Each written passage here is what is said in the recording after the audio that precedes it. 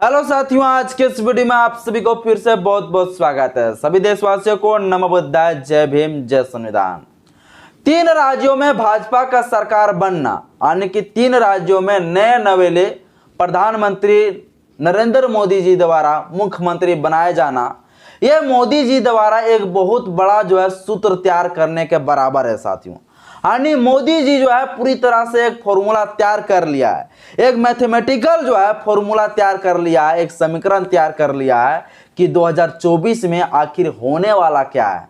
साथियों, आज के इस वीडियो में हम यही बताने वाले हैं कि मोदी जी 2024 में क्या करने वाले हैं और ये नए नवेले जो मुख्यमंत्री बनाए हैं किस लिए बनाया है और ये फॉर्मूला जो तैयार किया है, ये फॉर्मूला चलिए आपको बताता हूं। शायद ये फॉर्मूला यदि आपको समझ में आ जाए, मोदी जी का वो चलिए सूत्र को आपको हम बताते हैं जो तैयार किया है। साथियों, मेरा कभी ये मकसद नहीं है कि मैं राजनीति के बारे में वीडियो ज्यादा बनाऊं, पर मैं इस भारत का संविधान के तर्क के साथ ये नए नवेले मुख्यमंत्री बनाया जाना प्रधानमंत्री मोदी जी के द्वारा, इसके बारे में थोड़ा मैं आपको बताऊंगा आखिर मोदी जी ने ऐसा क्यों किया, इसलिए मैं वीडियो बना रहा हूं। चलिए साथियों, आज के इस वीडियो को शुरुआत करते हैं। इससे पहले मैं आपसे अपील करता हूं, मेरे यूट्यूब चैनल में पहली बार आए तो चैनल को सब्सक्राइब करें, बेल आइकन ऑल पे प्रेस करें और वीडियो अच्छा लगे साथियों तो लाइक करने बिल्कुल भी ना भूलें, क्योंकि आपका लाइक ही मुझे मोटिवेट करता है। तो चलिए साथियों, वीडियो को स्टार्ट करते हैं। साथियों, 3 राज्यों में भाजपा की सरकार, मोदी सरकार ने 3 राज्यों में मुख्यमंत्री जो बनाया है, पहले जान लीजिए वो कौन कौन है। 3 राज्यों में जो मुख्यमंत्री बनाया है, मध्य प्रदेश के जो सीएम है मोहन यादव है, जो ओबीसी से आते हैं। अगर धर्म ग्रंथों के अनुसार से अगर बोला जाए तो ये शूद्र में आते हैं। ओके, इसके बाद छत्तीसगढ़ के जो सीएम है, वो छत्तीसगढ़ का सीएम है विष्णुदेव साय, जो एसटी से आते हैं। जो धर्म ग्रंथों के अनुसार से ये अति शूद्र में आते हैं, अति शूद्र आदिवासी समुदाय से हैं। इसके बाद राजस्थान के सीएम जो बनाए गए हैं, भजन लाल शर्मा को बनाए गए। ये किससे आते हैं? तो ये आते हैं ब्राह्मण से, ब्राह्मण समुदाय से ये आते हैं। आने के इधर हो गया शूद्र, इधर हो गया अति शूद्र, इधर हो गया ब्राह्मण। क्षत्रिय सिर्फ नहीं बना, एक राज्य में और अगर भाजपा की सरकार बन जाता तो क्षत्रिय भी आ जाता।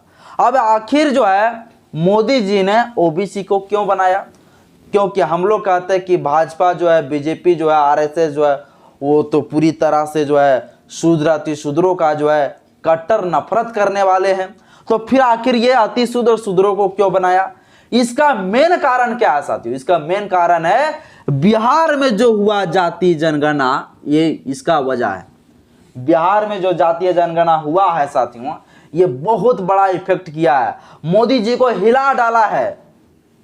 इसलिए मोदी जी ने सोचा कि अब अधिक ओबीसी का वोट चाहिए, अधिक ओबीसी का अगर हमें वोट बैंक चाहिए तो फिर ओबीसी को हमें क्या बनाना होगा? तो ओबीसी का हमको बनाना पड़ेगा मुख्यमंत्री, तब जाके ये ओबीसी का वोट बैंक मेरा बन पाएगा। एक एसटी समुदाय का क्यों बनाया? एसटी समुदाय का भी इसी वजह से बनाया ताकि ये बहुमूल्य जो संख्या में है ओबीसी एसटी, इसका पूरी तरह से वोट मेरे भाजपा की तरफ आ सके और पूरी तरह से इस देश में झंडा भाजपा का लग सके, आरएसएस का झंडा लग सके, इसलिए एसटी को बना दिया गया। यदि ये बिहार में जातीय जनगणना नहीं होता तो ये ओबीसी से नहीं बनाता। आखिर ओबीसी एसटी को बनाया तो यहां भी तो स्वर्ण को बना सकते थे, क्यों नहीं बनाया? सोच समझ के नहीं बनाया। इसलिए क्योंकि ब्राह्मण का तो ऑटोमेटिक बीजेपी आरएसएस पटिए है भाई। आरएसएस संगठन बजरंग दल तो डायरेक्ट ब्राह्मण का है ये, और इसका बापूती पार्टी भाजपा है ये। टेंशन क्या है भाई? इसको तो पूरी तरह से देश में सत्ता लाने के लिए ज्यादा वोट की जरूरत ओबीसी है, एसटी इसको चाहिए। इसलिए इन्होंने पूरा तरह से समीकरण तैयार कर लिया और ओबीसी को जाके बना दिया मुख्यमंत्री, इधर एसटी को बना दिए मुख्यमंत्री। अब यहाँ पे एक बना दिया गया भजन लाल शर्मा, जो ब्राह्मण से आते हैं। भैया भजन लाल शर्मा को अगर ब्राह्मण कास्ट का अगर नहीं होता तो फिर मोदी जी के ऊपर सब ब्राह्मण समुदाय के लोग नाराज हो जाते हैं। क्योंकि मोदी जी खुद ओबीसी से आते हैं तो फिर समझ लेते कि मोदी जी जो गलत कर रहा है। इसीलिए मोदी जी ने सोचा एक जगह ओबीसी रख लेते, एक जगह एसटी रख देते, एक जगह ब्राह्मण को रख लेते। क्या दिक्कत है भाई? तीनों जगह रहेगा, ब्राह्मण रहेगा, शूद्र रहेगा, अति शूद्र रहेगा। तो तीनों जगह पे इस तरह से मोदी जी फॉर्मूला तैयार किया। अब जो है इसको वोट मिलेगा एसटी से, अब इसको वोट मिलेगा ओबीसी से, तब तो इसका 2024 में सरकार आना तय है। ये मोदी जी का बड़ा बड़ा सपना है। एक चीज और मेन पॉइंट है, 22 जनवरी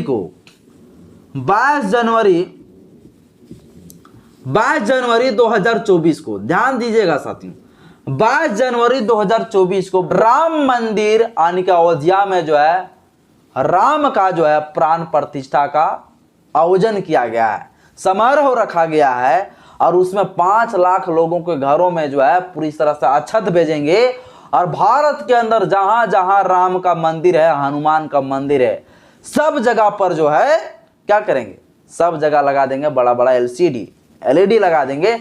सब लोग वहां से जो है आराम से ऑनलाइन देखेंगे वहां पर क्या हो रहा है, राम मंदिर में कितना घंटा बजा रहे हैं, और सभी लोग देखेंगे कि कौन जाति के लोग जो है उस राम मंदिर में घंटा बजा रहे हैं। तो ये देखने के लिए भाजपा की सरकार ने 22 जनवरी 2024 को ये पूरी तरह से घोषित कर दिया है कि 22 जनवरी 2024 को राम का प्राण प्रतिष्ठा समारोह अयोध्या में होगा। और ये इसका वजह क्या है, ये वजह सिर्फ इसलिए है क्योंकि 2024 में किसी भी तरह से जो है भाजपा की सरकार लाना है और हिंदू को एक करना है। भाजपा शुरू से जो है हिंदू मुसलमान के नाम पर नफरत फैलाती है और नफरत फैला के हिंदू मुसलमान के नाम पर जो है ये धर्म के एजेंडा फैला के जो है इस देश को तोड़ने का काम कर रहे हैं। इस देश में जो है राजनीतिक में आने के लिए सिर्फ हिंदू के अलावा इसके पास कुछ नहीं है, मुस्लिम के अलावा इसके पास कुछ नहीं है। हिंदू और मुसलमान में कैसे नफरत फैलाना है, सिर्फ ये बीज डालते रहते हैं ये भाजपा के जितने सारे नेता लोग हैं। साथियों खैर यहाँ तक छोड़िए, अब हम आते हैं मेन पॉइंट के ऊपर। अब भारत के संविधान के ऊपर क्या प्रभाव पड़ेगा, भारत के संविधान के ऊपर यही प्रभाव पड़ेंगे कि अब भाजपा की सरकार ने, अब मोदी सरकार ने जब ये एसटी और ये ओबीसी जो संविधान के माध्यम से, संविधान नहीं होता तो कभी जीवन में एसटी और ओबीसी जो है नहीं बन सकते थे मुख्यमंत्री। इसको बनाया क्यों गया, इसलिए बनाया गया ताकि जो है अब मोदी जी जो है इन दोनों लोगों को मुख्यमंत्री बनाए हैं।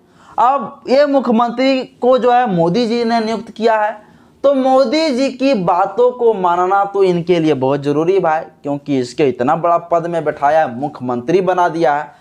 अब जो चाहेंगे मोदी जी वो करेंगे। अब वो चाहेंगे संविधान बदलना तो संविधान बदल देंगे, क्योंकि ओबीसी और एसटी जो है सब उधरे तरफ है। अब ये चाहेंगे संविधान को खत्म कर दिया जाए तो संविधान भी खत्म हो जाएंगे, क्योंकि ये सब भाजपा के है। ओबीसी का जो मुख्यमंत्री वो भी भाजपा के, एसटी जो वो भी भाजपा से है। आने की टोटल पूरी तरह से ये है एजेंडा चला रहा है कि 2024 में भारत की संविधान को पूरी तरह से खत्म करने का प्लान बना। हिंदू महासभा के जो है एक मनवादी है जो भारत के संविधान को लिख के तैयार कर चुका है, वो पूरी तरह से सोशल मीडिया में खूब ज्यादा वायरल भी हुआ है। तो वो आने के पूरी तरह से सभी का सहमति होगा और सभी का सहमति होने के बाद मोदी जी आराम से एक झटके में जो आप सोच भी नहीं सकते हैं और संविधान को ऐसे के तैसे करके बदल डालेंगे। ये भाजपा की मोदी सरकार का ये नीति है। और जो है 2024 में जो है भाजपा के सरकार लाने के लिए जो है ये सब एजेंडा चलाया जा रहा है ना। संसद भवन में मोदी जी सेंगोल लगा दिया, जहां पे अशोक स्तंभ होना चाहिए, अशोक चक्र होने चाहिए, वहां पे सेंगोल लगा दिया। जो सेंगोल जो है पूरी तरह से असंवैधानिक चीजें हैं, जो राजा महाराजा को एक उपाधि के तौर पे दिए जाते थे, जो भारत के संविधान उपाधियों का अंत किया गया है, पर वो राजा वाला प्रतीक जो है संसद भवन में लगा दिया। इससे स्पष्ट पता चलता है कि इस देश में संविधान नाम का कोई चीज अब तो बचा ही नहीं। जब 2024 में आएंगे सरकार तो क्या करेंगे आप खुद भी अनुमान लगा सकते हैं। खैर मैं ज्यादा बोलूंगा तो आप बोलेंगे बहुत ज्यादा जो है भाजपा के प्रति नफरत फैला रहे। नफरत नहीं फैला रहा हूं कि भाजपा सरकार 100% इस देश के संविधान को नहीं मानता है और इस देश के संविधान को खत्म करने के कगार में पहुंचा चुके हैं। और इसलिए जो है ये दोनों लोगों को लाए हैं ताकि ये दो लोग जो है हमारी चापलूसी कर सके, हमारी बात को सुन सके और ये कभी इधर उधर डोल ना सके, जैसा चाहे वैसा नचा सके। और ये भी जो है भाजपा के साथ, ये मोदी के साथ समर्थन में रहे और आराम से जो है। एक बात बताइए कि पूरी तरह जो संविधान के मानने वाला लोग ही है भाजपा की तरफ चला जाए जो भाजपा संविधान को ना मानता है, इससे स्पष्ट पता चलता है कि देश का संविधान अब सुरक्षित रहने वाला नहीं है।